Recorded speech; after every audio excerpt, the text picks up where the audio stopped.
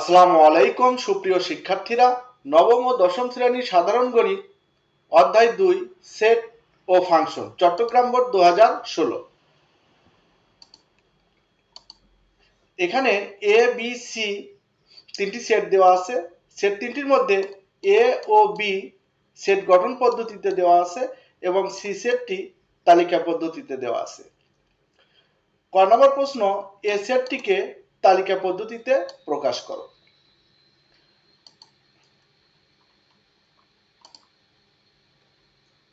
এখানে এ সেটটি সেট গঠন পদ্ধতিতে দেওয়া আছে x such that x belongs to n এবং x square minus 5x plus 6 equal to 0। এর অর্থ হলো x যেন x belongs to n, x n এর মধ্যে আছে। n হলো স্বাভাবিক সংখ্যা।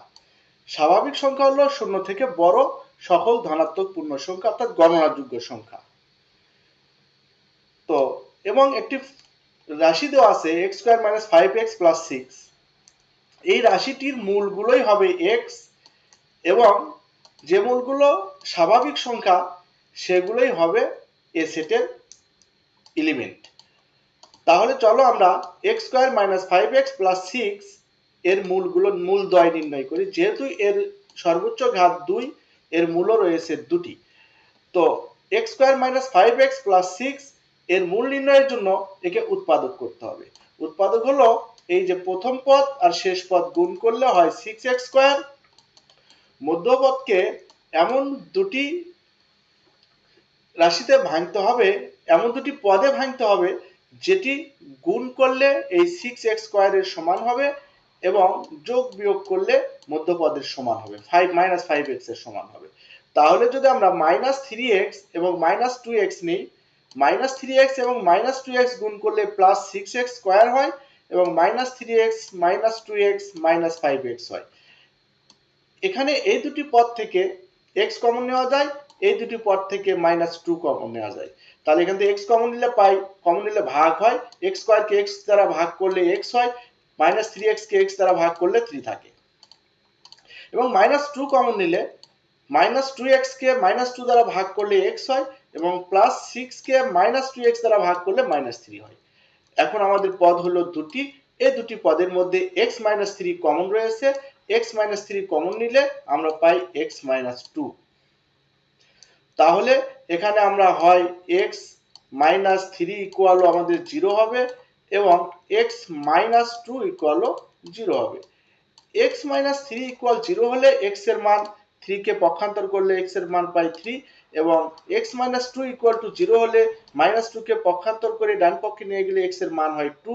অতএব নির্ণীয় মান x এর মান 2 ও 3। তাহলে এ সেটের এলিমেন্ট হবে স্বাভাবিক সংখ্যা 2 এবং 3। এর পরের প্রশ্ন খ নাম্বার। খ নাম্বার প্রশ্নে বলা আছে a বাদ b ইউনিয়ন b বাদ a equal to a union b বাদ a ইন্টারসেকশন b এর সমান। অর্থাৎ খ নম্বর প্রশ্ন প্রমাণের জন্য আমাদের a বাদ b, b বাদ a union b, a intersection b এই চারটি আগে নির্ণয় করে নিব। তো এর মধ্যে আমাদের এ সেটটি আমরা কতে তালিকা পদ্ধতিতে প্রকাশ করেছি, বি সেটকেও আমরা সেট গঠন পদ্ধতি আছে তালিকা পদ্ধতিতে প্রকাশ করব। তো এখানে দেওয়া আছে বি সেট হলো x such that x belongs to n, অর্থাৎ x যেন x n এর মধ্যে আছে, স্বাভাবিক সংখ্যার মধ্যে আছে। যে স্বাভাবিক সংখ্যাগুলো 2 থেকে বড়, 6 থেকে ছোট। তো স্বাভাবিক সংখ্যা কোনগুলো? স্বাভাবিক সংখ্যা 1 থেকে বড় সকল ধনাত্মক পূর্ণ সংখ্যা অর্থাৎ গণনাযোগ্য সংখ্যা। তো এর মধ্যে 2 থেকে বড় এবং 6 থেকে ছোট সংখ্যাগুলো আমরা পাইতেছি 3, 4 এবং 5। অতএব বি সেটের এলিমেন্ট হলো 3, 4, 5। এবং ক থেকে পেয়েছিলাম এ সেটের এলিমেন্ট 2, 3। এখন আমরা একে একে এ বাদ বি নির্ণয় করব। এ বাদ বি এর অর্থ হলো বি সেটের সকল সদস্য বাদ এবং বি সেটের সাথে এ সেটের যেটা কমন আছে সেটাও বাদ। তার মানে থাকবে শুধু 2। তারপরে নির্ণয় করব বি বাদ এ। বি বাদ এ এর অর্থ হলো এ সেটের সকল উপাদান বাদ এবং এ সেটের সাথে বি সেটের যেটা কমন আছে সেটাও বাদ, 3 বাদ, তাহলে থাকে 4 5। বি বাদ সি সেট হলো 4 5। এরপর নির্ণয় করব এ ইউনিয়ন বি। ইউনিয়ন হলো এ ও বি এর মাঝে কমন এবং আনকমন সকল উপাদানই হবে। এখানে কমন আছে শুধু 3, আমাদের 3ও হবে এবং আনকমন যেগুলো আছে সেগুলো এই এ ইউনিয়ন বি সেটের সদস্য হবে। তারপরে নির্ণয় করব এ ইন্টারসেকশন বি। এর ইন্টারসেকশন বি হলো শুধু কমন হবে, যেমন এ ও বি এর মধ্যে কমন শুধুমাত্র 3 আছে, এ ইন্টারসেকশন বি সেটের সদস্য হবে শুধু 3। এখন আমরা বাম পক্ষ নির্ণয় করব। বাম পক্ষ হলো এ বাদ বি ইউনিয়ন বি বাদ এ। এ বাদ বি আমরা পেয়েছিলাম 2 এবং বি বাদ এ সেটের সদস্য ছিল 4 5। এটা ইউনিয়ন করলে আমরা জানি ইউনিয়ন হলো কমন আনকমন সবই হবে। এখানে কমন নেই, তবে আনকমন সবগুলোই হবে, 2 4 5। এটা বাম পক্ষ। এবং ডান পক্ষে ছিল এ ইউনিয়ন বি বাদ A intersection B. A union B আমরা নির্ণয় করেছিলাম 2 3 4 5 এবং এ ইন্টারসেকশন বি ছিল 3। বাদ সেট হচ্ছে এ ইন্টারসেকশন বি, অর্থাৎ আমাদের আলোচনাধীন পরের সেটটি বাদ এবং এটার সাথে যদি প্রথম সেটের কোনো উপাদান কমন থাকে তাহলে সেটাও বাদ, তাহলে থাকলো শুধু 2 4 5। তাহলে বাম পক্ষ ডান পক্ষ প্রমাণিত। এ বাদ বি ইউনিয়ন বি বাদ A equal to A union B বাদ এ ইন্টারসেকশন বি প্রমাণিত। এর পরের প্রশ্ন হলো আমাদের গ। গ হলো বি সেটকে পাওয়ার করতে হবে, power of B. Power of B অর্থ হলো বি সেটের যে উপাদানগুলো পেয়েছি সেগুলো আলাদা আলাদা অভিন্ন কতভাবে সাজানো যায়। অভিন্নভাবে একই উপাদান একই সেটে থাকবে না, একই রকম উপাদান দুটি সেট হবে না, এরকম আলাদাভাবে কতভাবে সাজানো যায় সেটা হচ্ছে পাওয়ার অফ বি। আমরা দেখব সেটা।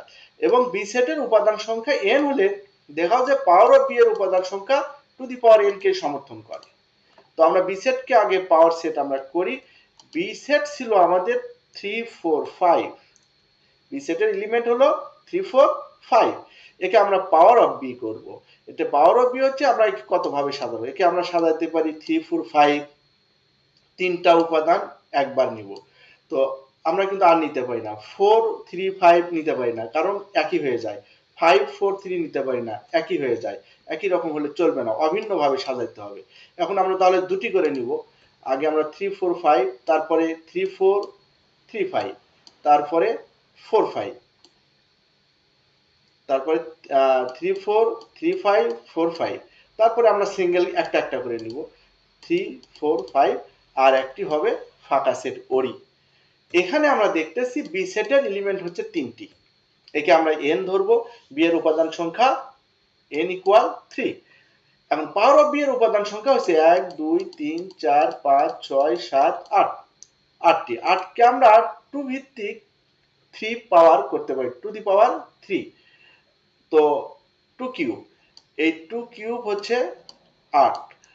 এখন এই 3 হচ্ছে আমাদের n। যদি আমাদের বি সেটের উপাদান সংখ্যা n2 হয় তবু এটা টু দি পাওয়ার n হবে, অর্থাৎ পাওয়ার অফ বি এর উপাদান সংখ্যা টু দি পাওয়ার n কে সমর্থন করে। দেখানো হলো।